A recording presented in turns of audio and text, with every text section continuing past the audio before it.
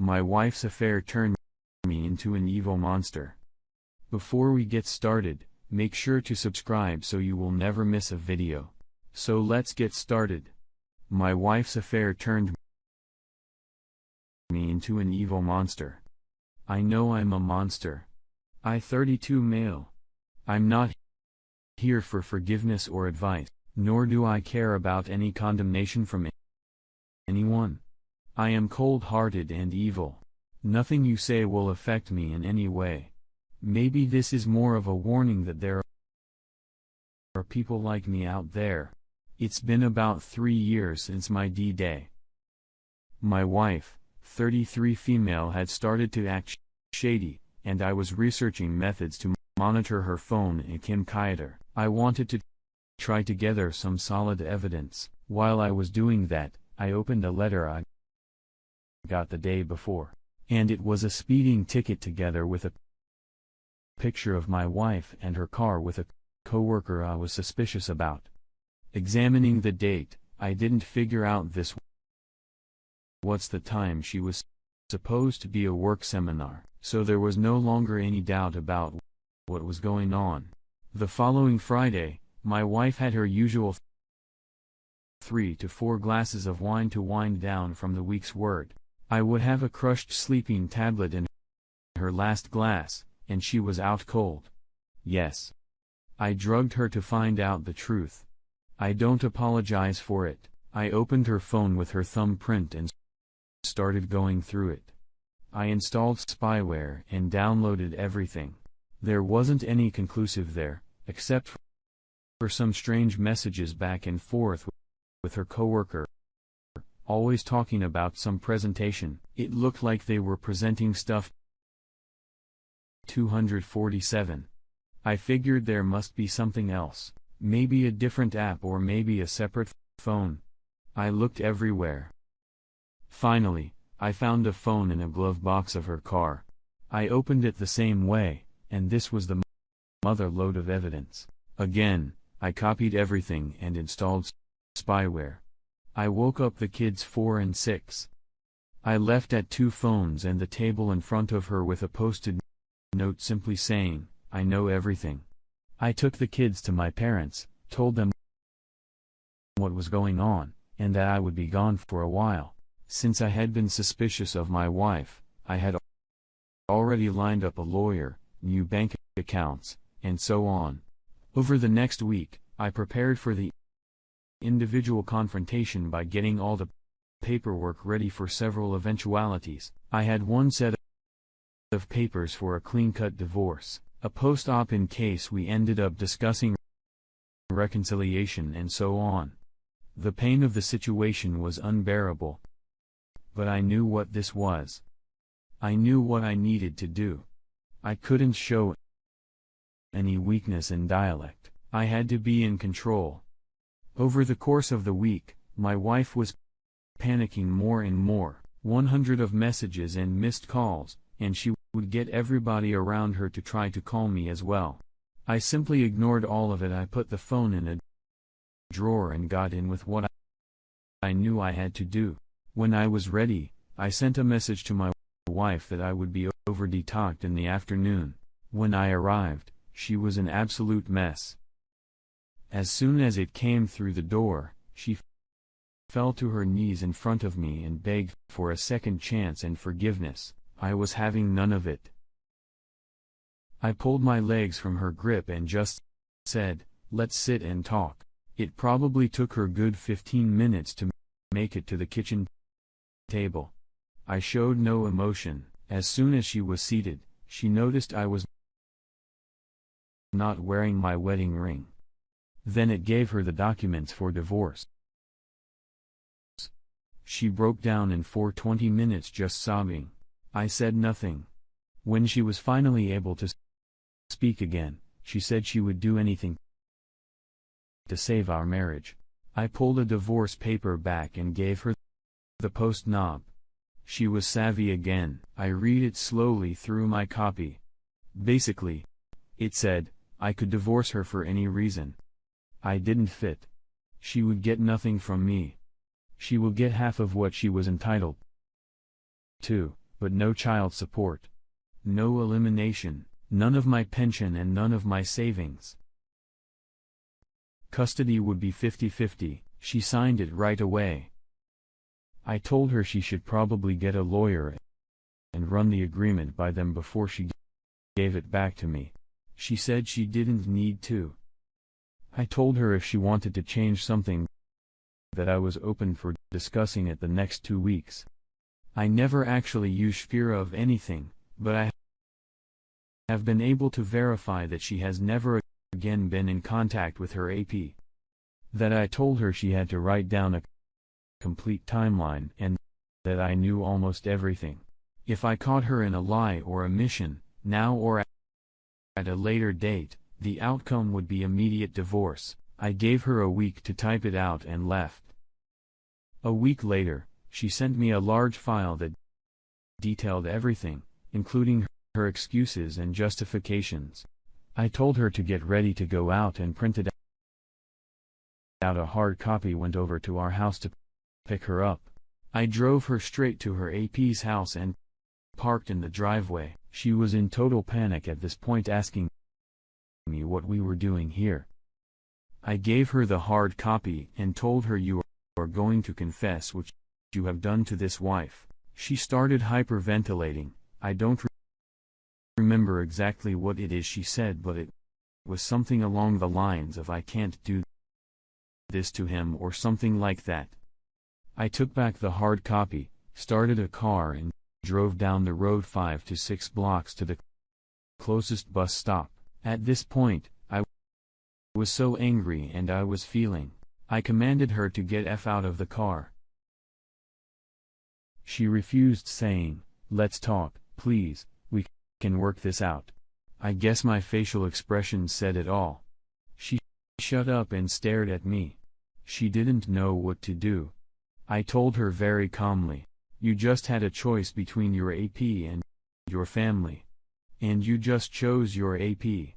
It's not like I'm leaving you bitten and bloody in a ditch. This is Saba. Stop. You're a grown-ass woman. I'm sure you can figure it out now. Get to F out of the car." My child really left no wiggle room. Check it out and ask what happens now. I just drove off so hard that it slammed the door shut. I turned around and drove straight back to the office house. I could see my wife starting to run towards me, and I could hear her yelling in the distance, as she understood what was going on. I was going to tell the AP's wife. It turns out his wife was fried once pregnant. She started crying loudly when she read my wife's timeline. Her husband came running around a corner, only to freeze for a second, before he vaulted through the house and out of back door as soon as he recognized me. His wife later divorced him and really didn't number on him court.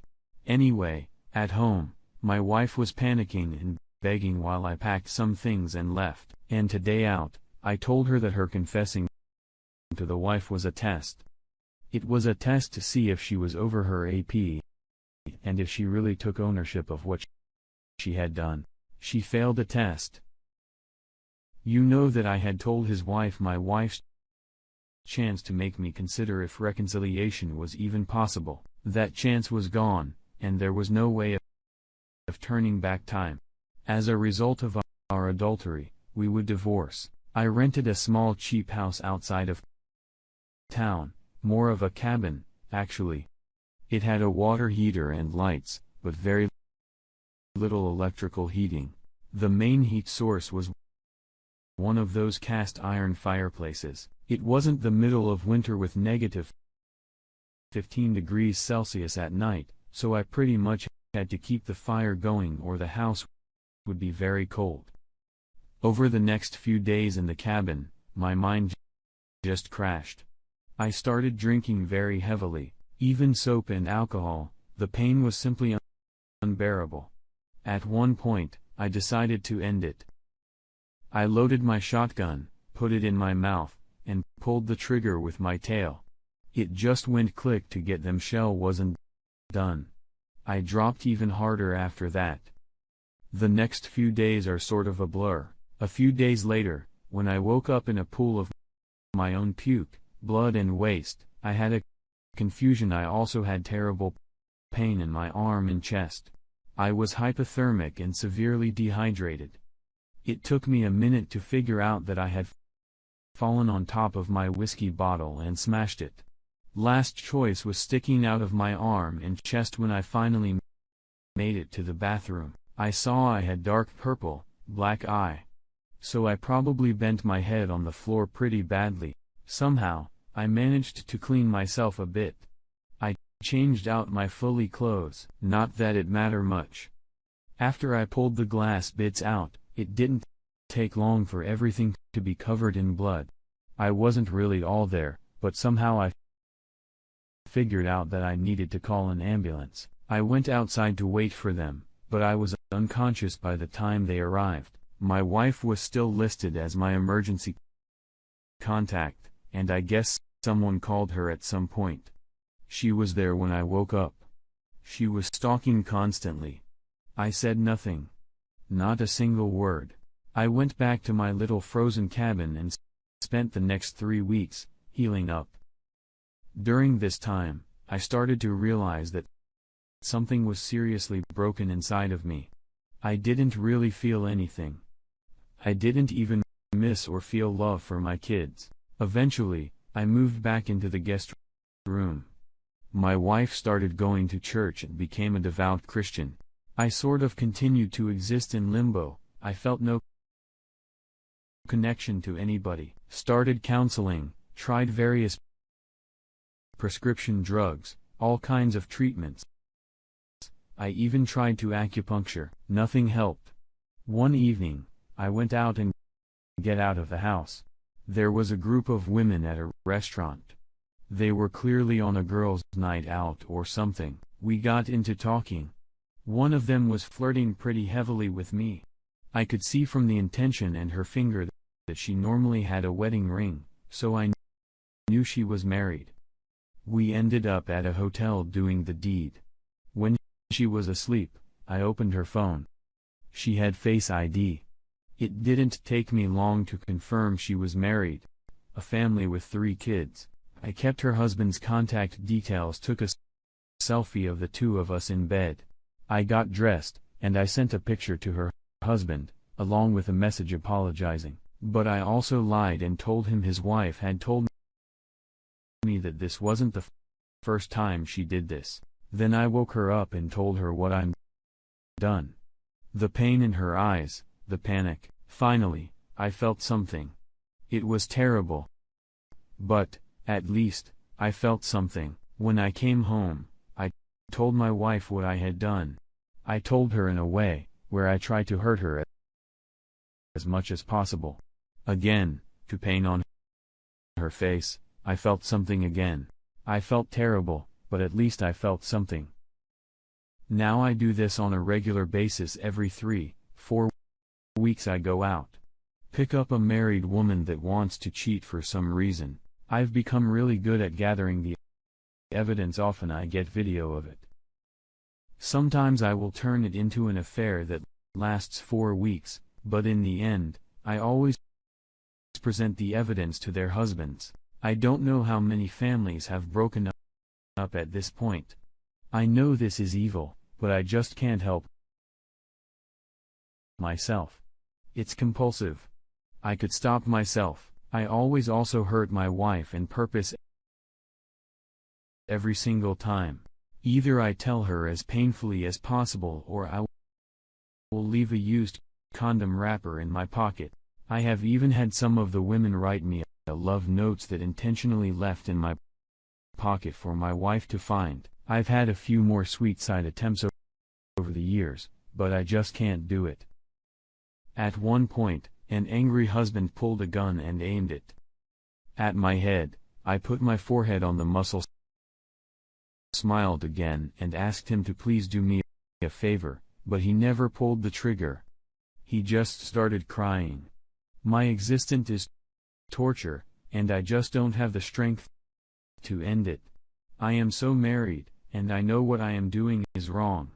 On every level. I don't know how I ended up like this. The doctor don't seem to have a diagnosis for me either. My wife's affair broke me on a fundamental level, or maybe I killed off part my brain when I smashed it into the floor in the cabin. Anyways, be warned. I am out there.